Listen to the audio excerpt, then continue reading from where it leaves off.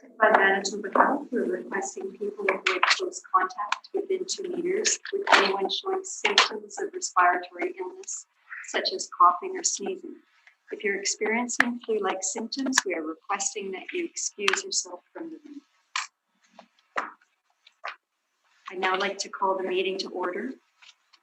I'd like to begin by acknowledging that we're in Treaty 1 territory and the traditional homeland of the Métis Nation. I'd like to introduce members of the panel. To my left is Brent McIntyre. To his left is Harvey Diamond.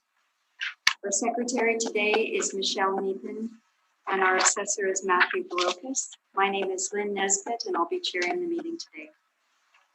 We'll be hearing applications for revision of the assessment roll in accordance with the Municipal Assessment Act.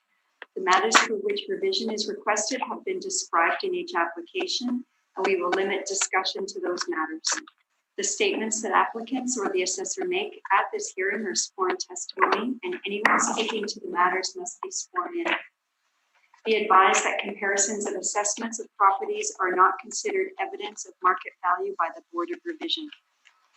The Board of Revision is appointed annually by Council and is independent of it and the City Administration. It makes its decisions on the basis of the evidence provided at this hearing and issues a written order that will be mailed to all parties as soon as possible.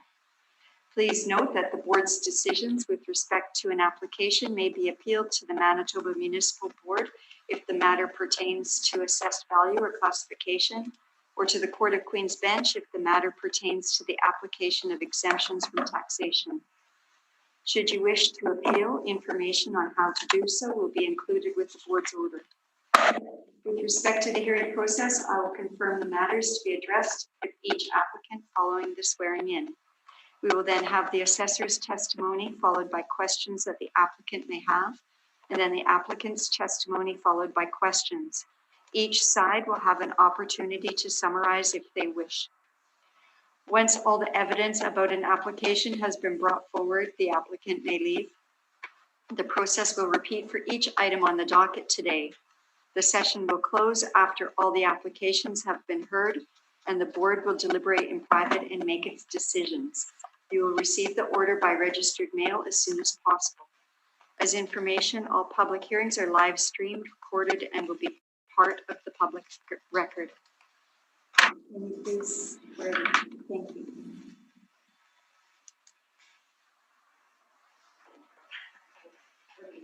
Yeah.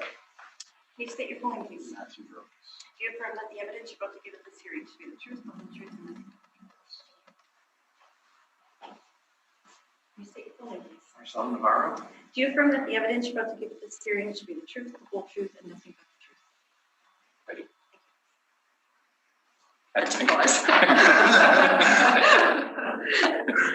Welcome, Mr. Barocas. Hi.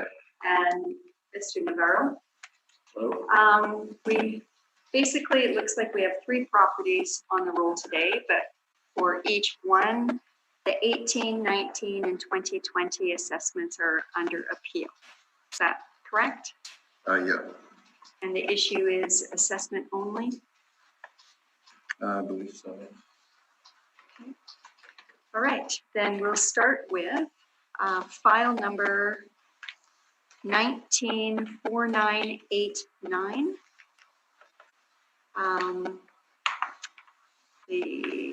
Yeah, go ahead, Mr. Barocas. 19489. Number 2.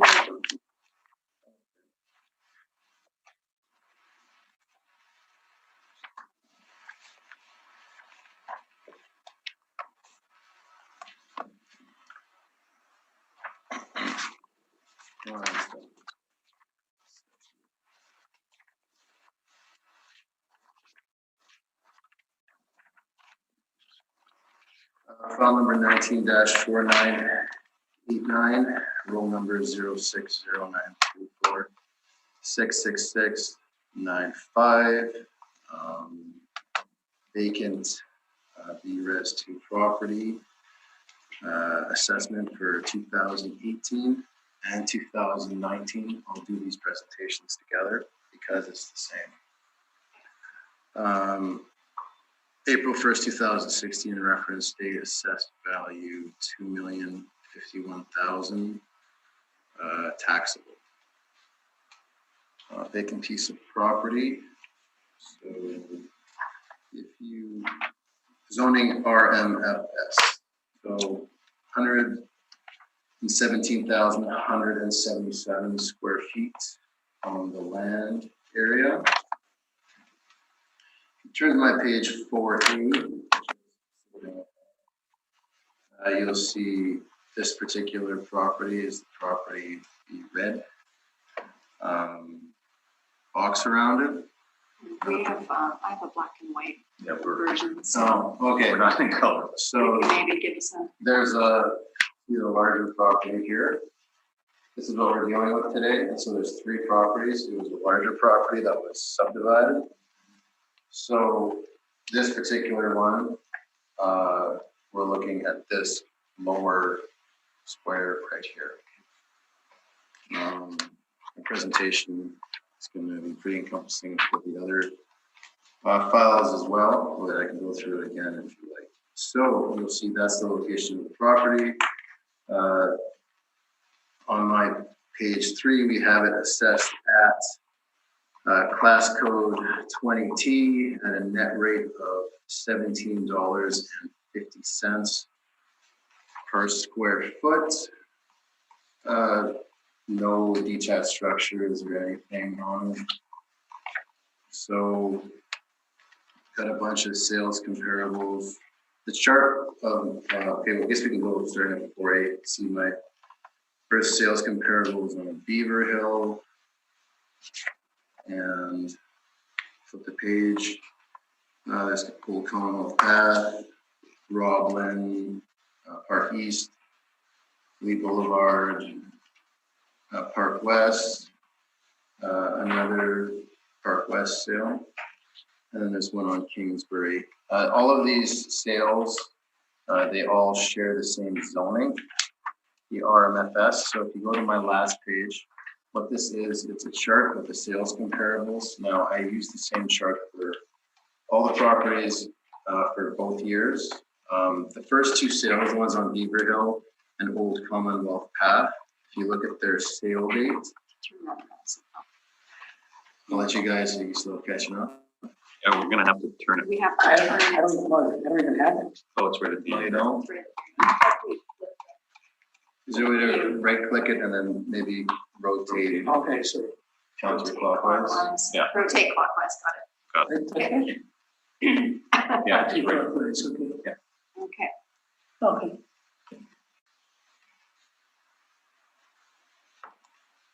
So those first 2 sales, one's on Beaver Hill and one on Old Commonwealth Path. If you look at the sale date, they occur just after the reference date. So if you want to make a note of those and not consider those for the 2020, my chart is the same for all of the properties. This subdivided smaller properties out of the larger whole that I previously mentioned. So if you look at our subject property, to make a correction on the sale price per square foot. Fortunately, you don't have color, I've heard, but it says it would be grayed out on your screen. It says 1839 for 18 and 19. It should say 1750. That's the price per square foot that the city is assigning to calibrate the 18 and 19 assessments. So when you look at the sale price per square foot of the comparables, the average is $21.05. We're below that at $17.50. You'll note that the higher, I have another row that has been on your computer will be grayed out, shows the lot size, and you can see that there seems to be a correlation. There's an economies of scale going on when you have the properties that are larger in terms of lot size compared to the subject property. They've got larger sale prices per square foot, or rather, the lot sizes that are larger have smaller sale prices per square foot, and the properties that are smaller have larger sale prices per square foot. So when you look at what value the city decided, 1750, it fits right in the range there, and it follows along with that principle of economies of scale. So they all have the same zoning. It fits into our range of sales comparables in terms of sale price and assessment per square foot, and also it fits in nicely based on economies of scale. So that's my evidence for 18 and 19.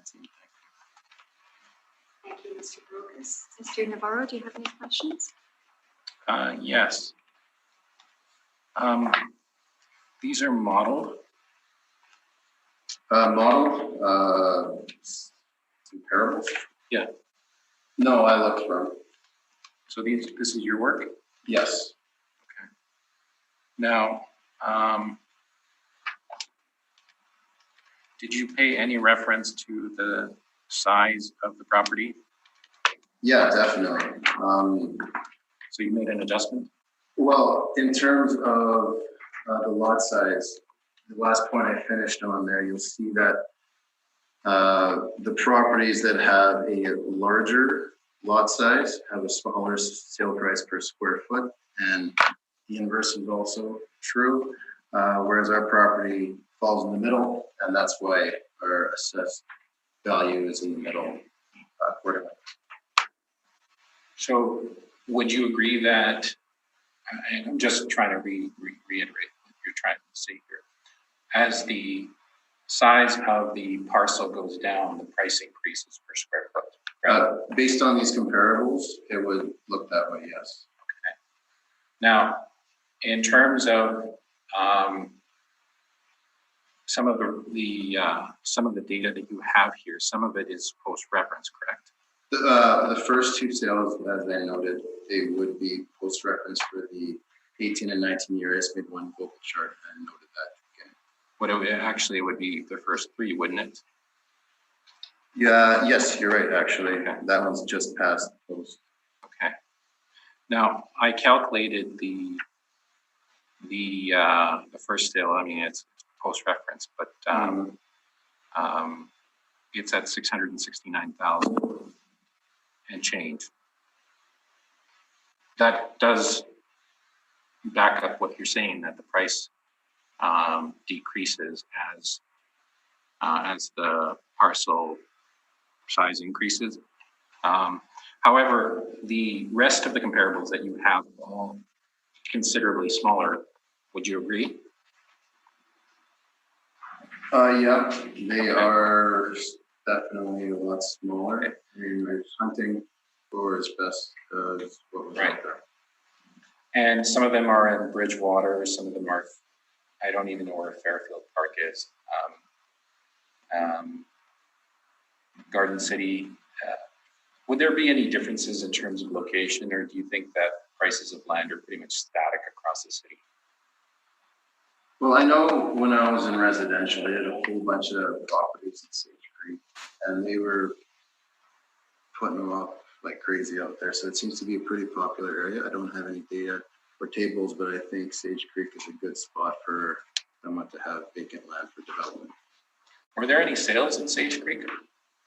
I don't have any in my brief right now, I don't think. No. So I can't say yes or no 100% on that. Those are my questions. Thank you. No, my only question was about sales in Sage Creek. I have no questions, thank you. Move on to Mr. Navarro's presentation. Again, this is file 194989 and 19490. I've put them on the same brief because essentially we're dealing with the same reference date. On page 3 of the brief, you can see the location of the property. It is RMFS zoning. Sage Creek. I won't get into highest and best use. So I've looked at the sales comparison approach. In terms of sales, there weren't much. There were some post-reference date sales that I looked at also, which are actually on the assessor's brief. I used some Park West sales and Des Vernant. Des Vernant is actually right in the area. It's very close to the subject in Sage Creek. So we have two sales there, one in 2013 and another in 2013, one for 500,000, 197, and one for 500,000, 133. These are slightly older sales, but I think they point at the kind of disparity in terms of the valuation of these.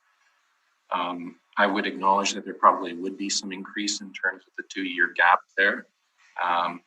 However, I don't think it would have doubled in value. Park West is a different location. I'll just leave it at that. We chose a rate of about 500,000 per acre, 2.7 acres at $1,350,000. Again,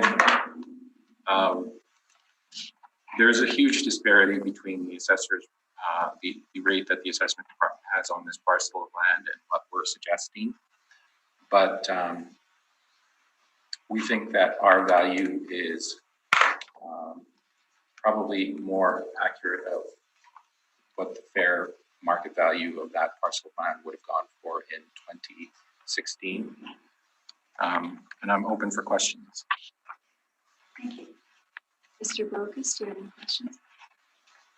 Yeah, just shoot some.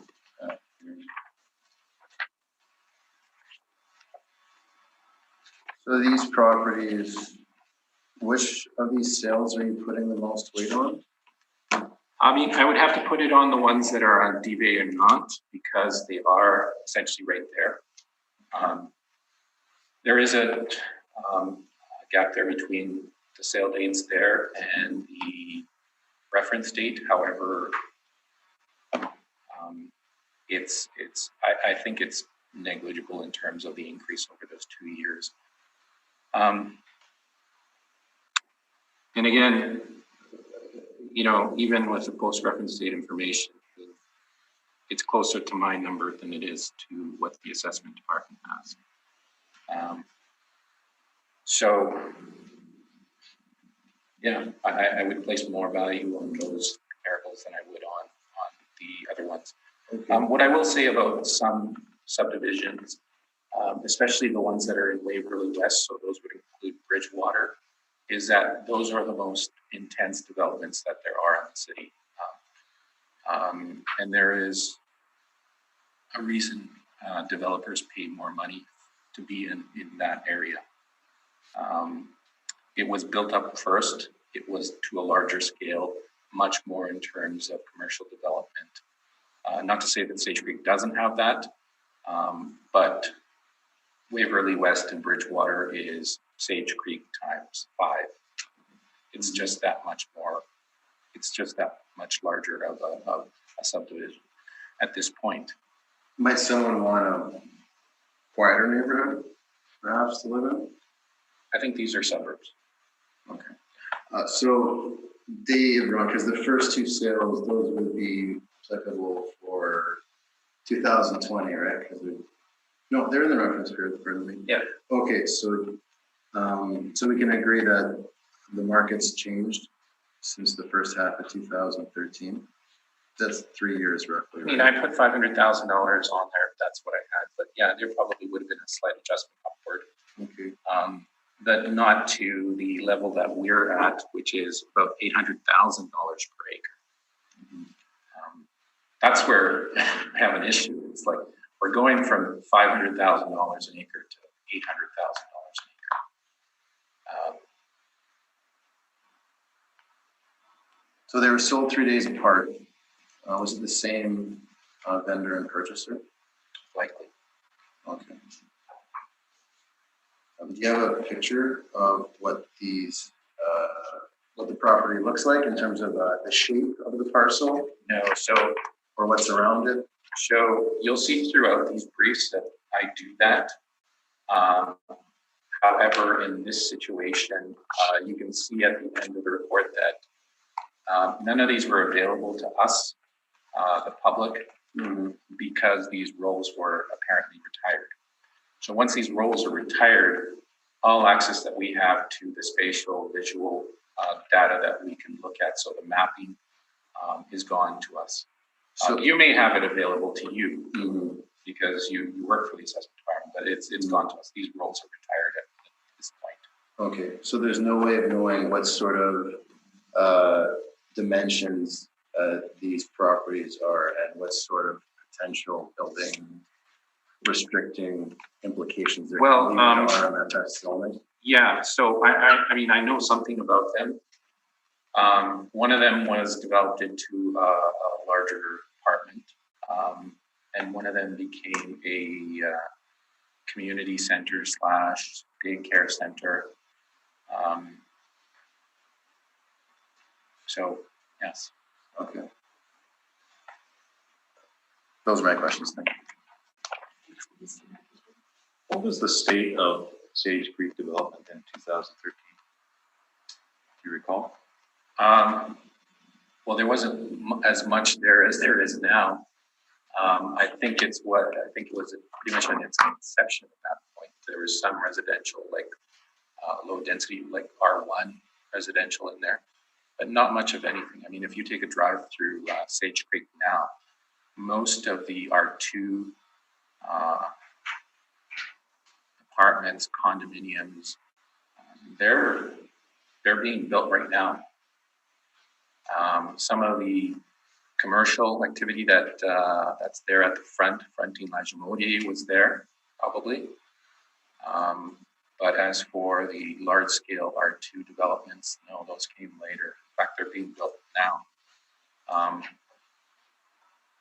I would gather to say that a lot of that road in there was not there because, I mean, even now as you drive through there, some of those areas are they've just had those roads put in.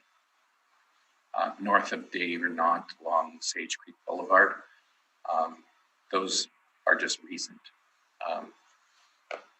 Okay, and just to confirm that these sales on days Evernon are not arm's length? They are arm's length, yes. They are. You don't know who. I think everybody knows who the developer is. Qualico is the large developer, right? Yeah. So they're doing most of the phases in there. They're acting as the land developer. They're partial developers through their other companies building homes. And then they sell off parcels of land to other developers to develop R2 housing, commercial. But they are the large land developer in there at this point. Okay, thank you. That was my only question. Mr. Diamond, do you have any questions? Yeah, so I'm looking at your comparables, and first of all, I know that the day here, they're not transactions took place in 2013, so it's quite a while ago. I wouldn't say that it's that much of a spread between that and reference date. Okay, well, how far is the Hypernot from Sage Creek? I'm not aware. So If you were a good football player, you could probably hit it with a football. it's close. It's close. Okay, and I noticed that in spite of the fact that one of the lots is twice as large, one twice as large as the other, they both went for the same price per acre. Yes. Yeah. So there was no economy of scale, or was it one transaction? No, it wasn't one transaction. They were separate transactions. Separate purchases? Dates. Yeah. Okay. I think the reasoning for that is that one of them was being dedicated towards a community center, and one was to build housing. Okay, and where is Park West? Park West.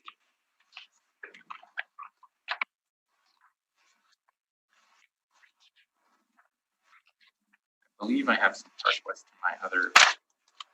I mean, Pacific is the subject property in Sage Creek. How far away is that? Oh, it's like across the river. Okay, so it's a different area. It's a different area altogether. Is it a comparable type of area as far as development for residential properties? I would say that these are all kind of subdivisions in their own.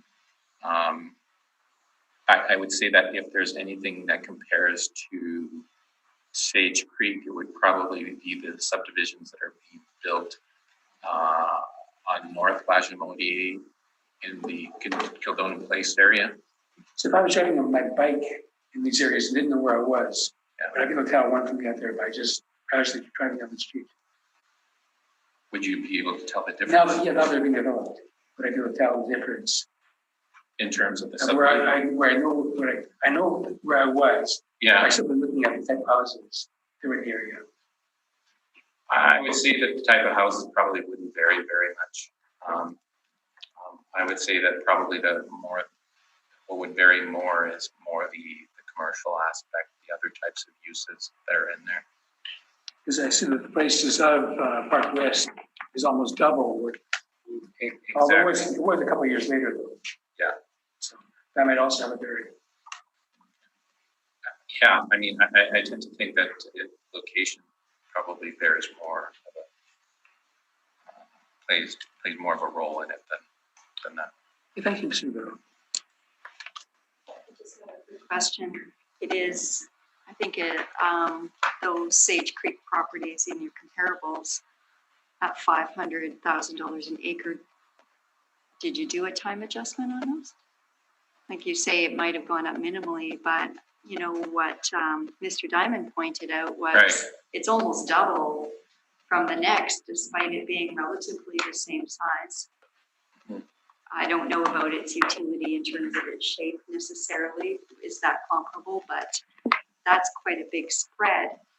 Yeah, I mean, I think as we move further along in these briefs, you'll see some other consistencies in terms of prices of these lots. Maybe not so much in this one, but what I would say is that even if you factor in for say a 10 to 15% increase over a year, so there's about a 2-year gap there. You're talking about a 30% increase. I don't think that will add up to $800,000 per acre. So, Do you know what it does add up to? Maybe. I tend not to make time adjustments on land just because there's not much data to back it up. So you can do a time adjustment factor, but what's based on? So, I mean, I'm looking at Matt's time adjustment factors here, time adjusted sales, that how did he get to these numbers? We don't know the factors and the data that supports those factors, then how am I to rely on that? There's not much for double sales, that type of thing that you could use to back up a time adjustment. So we tend to look at a sale as of one point in history and leave it at that. When there is available data to do a time adjustment, we can probably try it, but it was difficult enough finding the sales, and you can see through the assessor's data that there's nothing that he could find that was relative to the size of our parcel. And then I had also a very similar problem in just finding sales that related to this parcel. So to find a factor to use it as a time adjustment factor would have been even more difficult. So I would say that it's a point in time, it happens. Can you adjust for some increase? Yes. That's probably your decision more than anything else. Because the time adjustment factor is really, it's too difficult to basically support. Okay. Right, thank you. Is there any information on these two items? No. Okay. So then we'll move to item number 4 in our agenda, which is the same property, but with respect 2018, 2020 assessment rule, Mhm. 2018 value.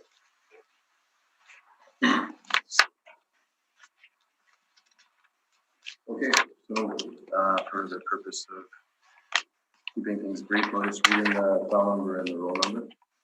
19-4991, roll number 0609346665.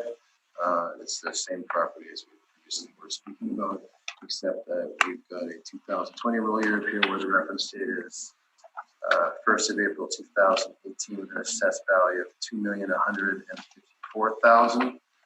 On page 3, you see that we've the rate has gone from 1750 to 1838, so not a significant jump in valuation at all. And page 4A shows the same chart. It says 1839. It should say 1838 in terms of how we have it valued. So it's a typo there. And the comparables and the discussion prior and my questions asked me to consider this file as well. Thank you. Thank you. Mr. Navarro, do you have any questions? As long as these are the same sales, then I think we've just covered it, correct? Mr. Navarro? I have no questions. Mr. I have no questions. Okay, so I'll ask you again, we know the location of this, so we can turn to page 6. Do you have the brief? Yeah, we have to find Yes, yes, we- here. Matt, do you have the brief? Your brief? Yeah. So if you turn to page 6, we've chosen a rate of 605,361 this time for 2.7 acres. You can look at the sales here that we've used. We've used some RFM and RMFS sales here. And what I will note is that there is a difference in the zoning there, although this is residential multifamily, small, medium, large. There's 3 categories. The large being the largest density, small being the lowest density. However, I think there's more of a resemblance between residential S and, RMFS and RMFM. So I used RMFM also. RMFM is actually the zoning, but they categorize in the small, medium, large. So our first comparable, and you can look at the appendix starting on page 9. And that is the scale of the development. Number 2 is not there, so that row has been retired. Number 3 is there. So again, there's no building there at that time that they took the picture, but I assume that it's going to be a larger scale development, multi-residential, meaning that it's not individual houses. If you turn to page 12, you can see index 4, and again, this is a larger scale development. If you turn to page number 14, you can look at Beaver Hill, yes. This is north of Bishop, actually it's adjacent to Bishop Grandin. So this is not there at that point that they took the picture, but it is now a larger scale condominium that's in there. So again, that's why I say that there is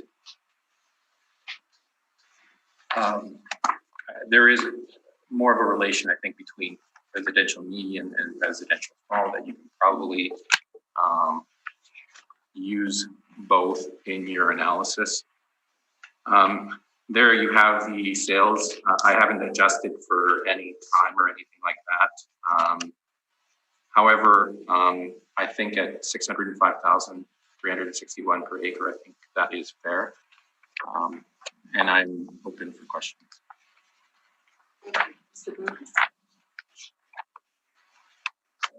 Yeah, so sales 1 through 4 with different zoning, they would have different restrictions on this Um, property? So it is, just to be clear, it is the same zoning.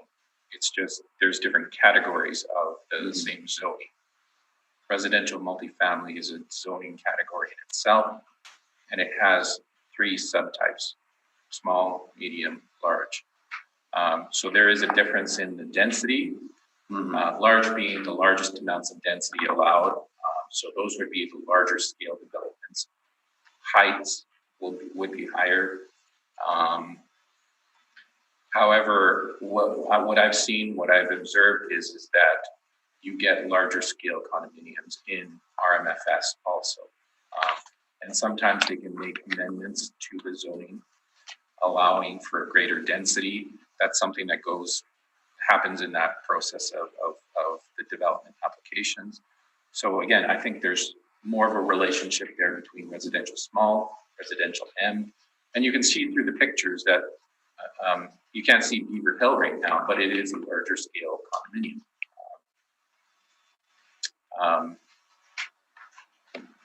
Hope that explains it. Okay, but there still is, like there has been a differential made in terms of what zoning classification there is to it. Like, so where it's not really comparing apples to apples. It's something that may or may not be sorted out in the development process if they were applying for a rezone. But as it sits, I would say that it's comparing an apple to a crab apple. If we could make that analogy, it's still an apple.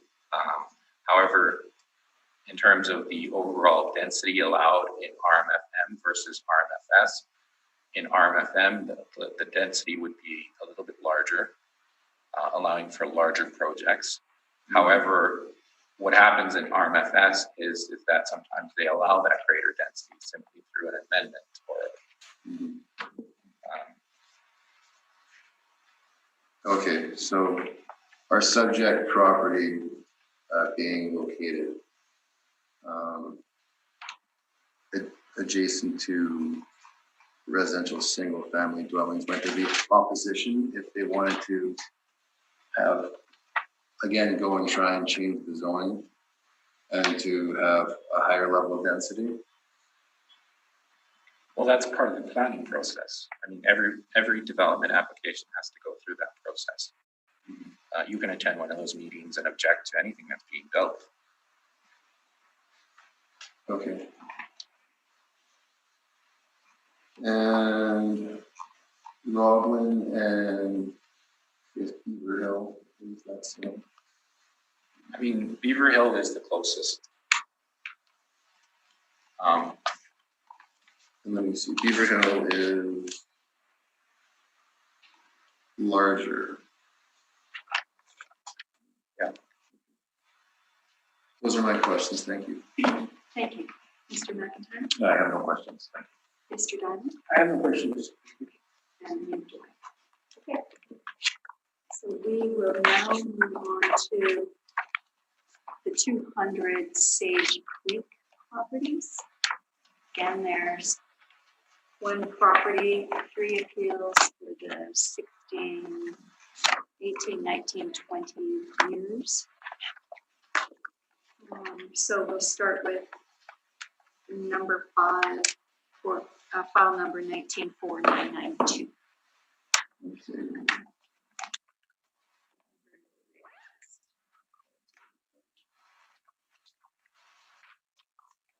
All right, file number 194,992. Okay, 194,992. Roll number 0609346666. 200 Sage Creek Boulevard.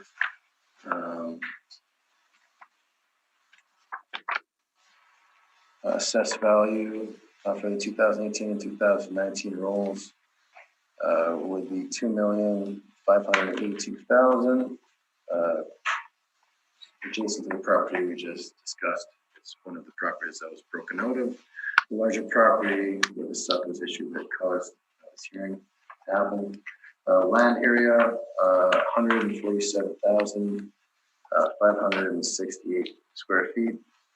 We have zoning as RMFM. Yeah. Oh. So we have our rate of 1750 in terms of square footage on page 3, and we have our comparable on page 5. Those are the same comparables I used in the last one. They're all RMFS, so I guess I missed that. I thought there was the same zoning as the last one, given that it's right beside the last property. So all my comparables are the same from the last go around. The first two would be post reference. And so 1, 2, 3, 4, 5, 6, the last 6 would be what was included. I didn't do an RMFM search because I thought that it was RMFS. I missed that. I apologize for that. But unfortunately, I don't have any RMFM sales to back up this rate, but it's the same rate that was applied to the previous property. Thank you. Thank you, Mr. Navarro. Just to be clear, that was file 194992. We're on 194992, correct.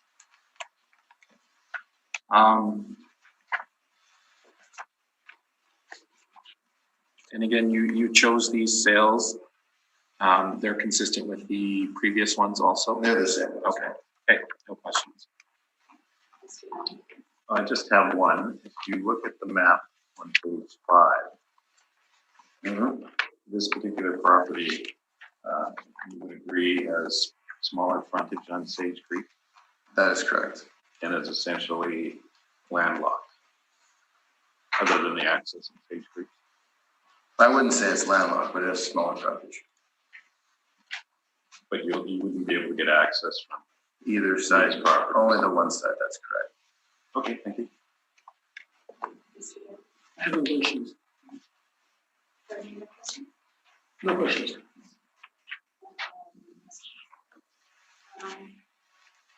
Mr. Brokus, I'm assuming that file number 194993 is the same information, just a different appeal here. Yeah. Okay, so perhaps you can just read it into the record, and if there's anything that needs to be raised with it, let us know. So read the file number. Yes, please. 19-4993. Roll number 060934666690. All the information was forward to this one. Mr. Navarro, do you have any questions for this one? I don't. Mr. McIntyre? No questions. No questions. And Mr. Navarro? Okay. I'm assuming your presentation previously then applies to this one as well. Well, we'll go through it. Oh, sure. Yeah. That's great. Yeah. Please do. So the zoning is slightly different, although I use some RMFL and RMFM in this one, again, because I think there's more of a relation between RMFL and RMFM. Same type of argument that I used in the previous one, where I said that there's more of a relation between RMFS and RMFM. So you can see a picture of this property on page 3, the overhead. It's not completely landlocked, but almost. It does have access through Sage Creek Boulevard. If we go to page 6 and our sales comparables, you can see the sales comparables there that I've used. And I've chosen a rate of $507,094 price, $507,094 per acre. I've made an adjustment of 5% on it. The adjustment is for, if you actually look at the picture on page 3, you can possibly catch the hydro poles that are there. So this is adjacent to a hydro corridor. We view this as being a negative influence. So that is the reason that I've adjusted an amount of 5% for it. So what we're asking for is 1,724,120, rounded to 1,724,000. In the index on page 9, we can go through the index. Number 1, you can see a picture of it there. Again, a larger scale development.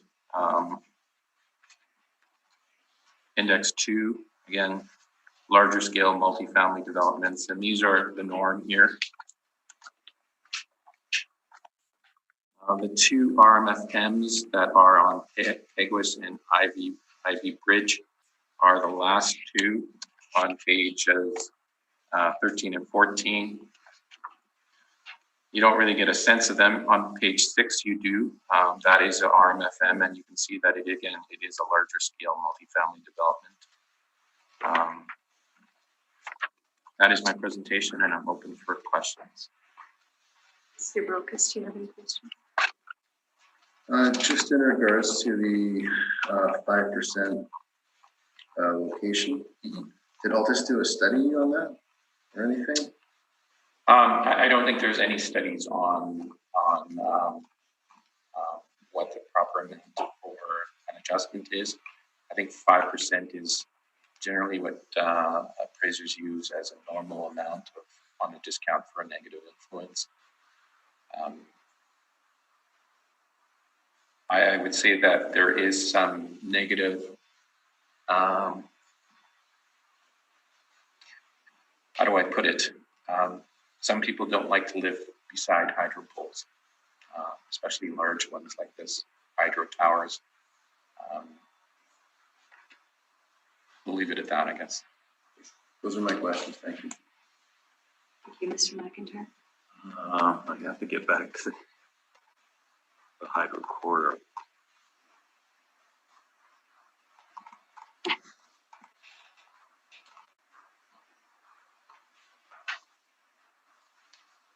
So on page 3, the hydro corridor is to the right. Yeah. And it's zoned RR5. The corridor? Yeah. Yes. So it's zoned for residential development. Not the corridor. I mean, it has that zoning on there, but it will not be developed. So how far, there is a hydro substation on Lashmolier, Yes. adjacent to Sage Creek. Yes.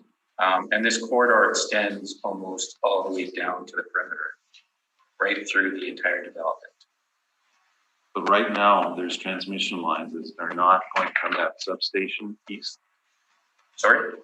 Is there not transmission lines already behind the substation going directly east? I'm not sure. These ones are going north-south. Okay, that was So if Sage Creek Boulevard runs east-west, okay? Lajimodi runs north-south. The hydro corridor is, I guess, going adjacent to Lajimodi. It's running north-south through the entire Sage Creek development. And it's adjacent to this particular parcel. Okay, we'll just leave it at that. Thank you. Mr. Diamond, do you have any questions? I don't have any questions. Thank you. Okay, I realized with that last one, I got a little ahead of myself. So now I think we've done with the 18 and 19 appeals for this property, right? Right, okay. We'll move on to item number 7, the 2020 appeal. Okay, file number 19-4994, roll number 060934666690. Same property as we talked about last time around. My presentation is the same. Thank you.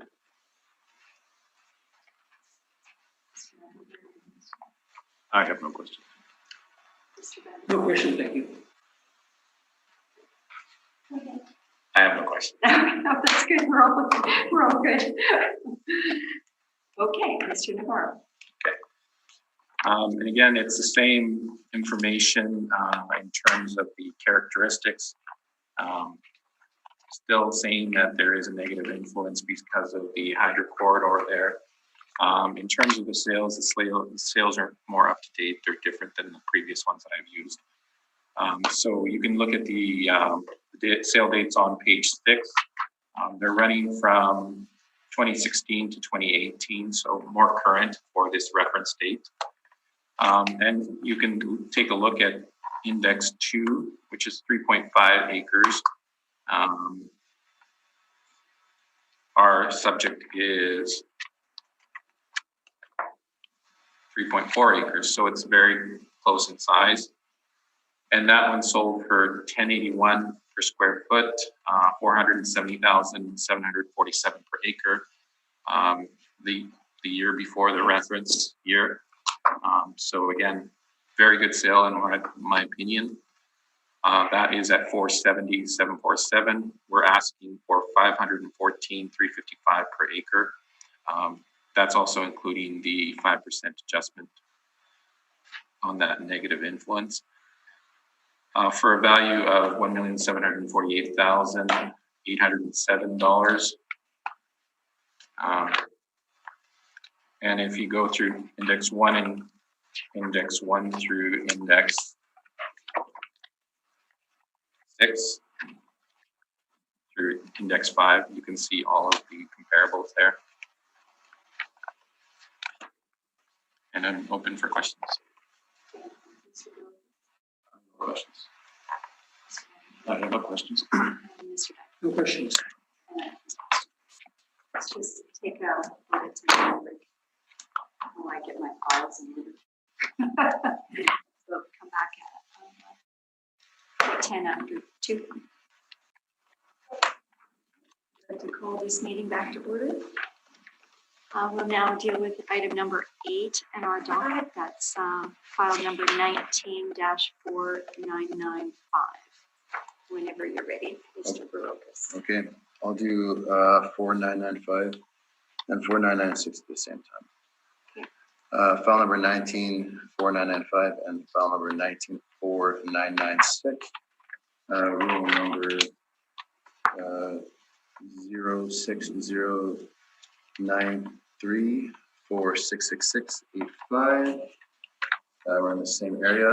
Third piece of property out of the larger whole. We're talking 2018 and 2019.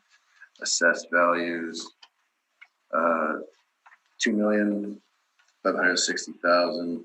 VRS2 zoning is RMFL. So much like the last property, I mistakenly RMFS sale on this one too. So they aren't really applicable to the RMFL zoning. That's the same chart you saw on page 4A throughout my briefs. This hearing, the property, picture of the property is located page 4B. So it is the third property, RMFL zoning. We have a valuation on it of $17.50. Fortunately, my comps are all RMFS. Again, my error on that one. That's my evidence. Mr. Navarro, do you have any questions? I don't. Mr. McIntyre? I have no questions. Mr. Diamond? I have no questions. Okay. Mr. Navarro? Okay. And I've also 2018 and 2019 on the same brief. And you can look at this on the page 3. You can see the picture. RMFL, 3.4 acres. It's oddly enough, this is actually the same size as the adjacent parcel that is along the hydro corridor. They're both 3.4 acres in size, but configured differently. On page 6, you can see my sales. And again, we've chosen a rate here of 533,783 per acre. I've made no adjustments to that for any other type of influence. 1,814,862. And in the appendix, you can see the indices 1 through 6. And I'm open for questions. Mr. Brokus, do you have any questions? I do not.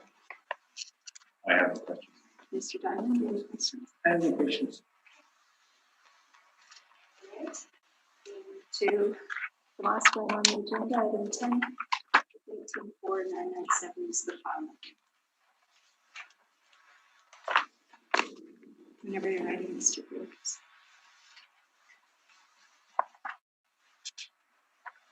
File number 19-4997, roll number 0609346665. It's a 2020 roll year, reference date April 1st, 2018, assessed value $2,680,000. We have a net rate of $18.37. My presentation from the previous year is applied to this one. Thank you. No questions. I have no questions. No questions.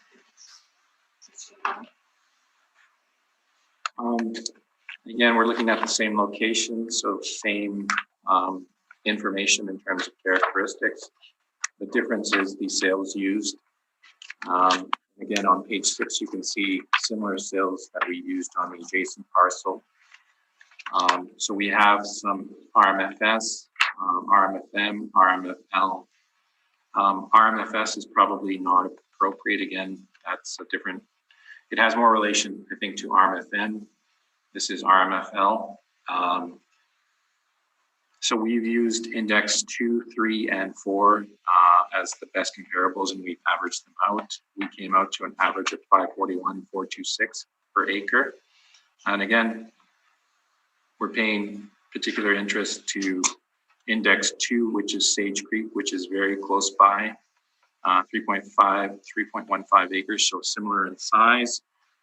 That one came out and also sold in 2017, which is the year previous to the reference year, so fairly close to the reference year.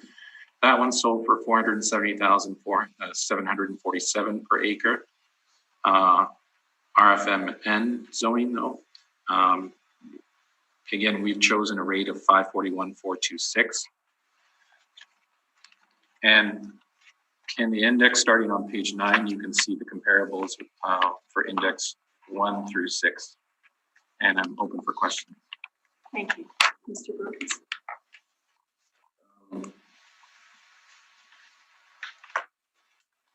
Why did you choose the average instead of just using the lone RMF also at a per acre of 553?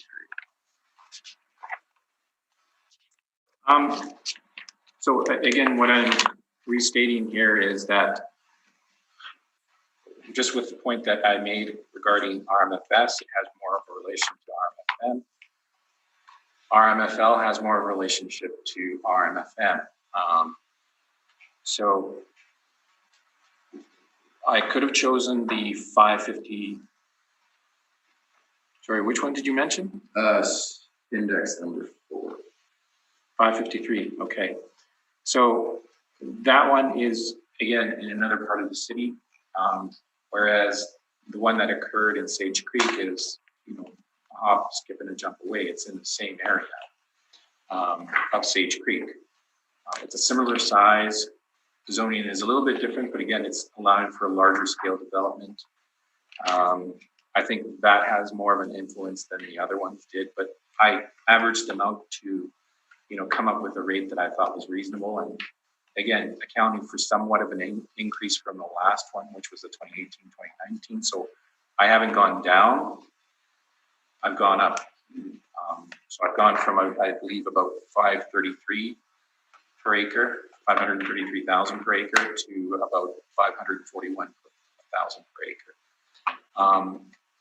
And again, I think the sales support it. I think it's fair. Okay, those are my questions. Thank you. No questions, thank you. I just have one small little thing just for clarification. You both have two different square footage for areas, and it's minor, but I don't know if that's just a rounding thing or. Yes, it is a rounding thing. So I get my data from the public access City of Winnipeg site. So that's what it says. What they have is probably, So we have our system. Okay. So I don't know why there's a disparity. so it probably rounds off on the public site to 2.70, I believe. That's what I have. I was looking at the square footage. You have 148,104, and Mr. Brokus has 146,306. Oh, yeah. And I didn't look at the other ones. This Yeah. one just jumped out at me. It's minor, I know, but that's just curious curiosity if you're getting your stuff. I guess you're not getting your information from the same source. I was unaware of this. It auto generates, Yes. so I could It's- inquire as to what. No, I it's could just. do. Yeah. I'm And sure. we're documenting exactly what we're seeing on the city site. So it's probably an issue of rounding, and Yeah. they get it a different way than the public gets it. Exactly. And It's just slightly. Yeah. different. Okay, well, I think I have no other questions. So that concludes our hearing today. Thank you very much.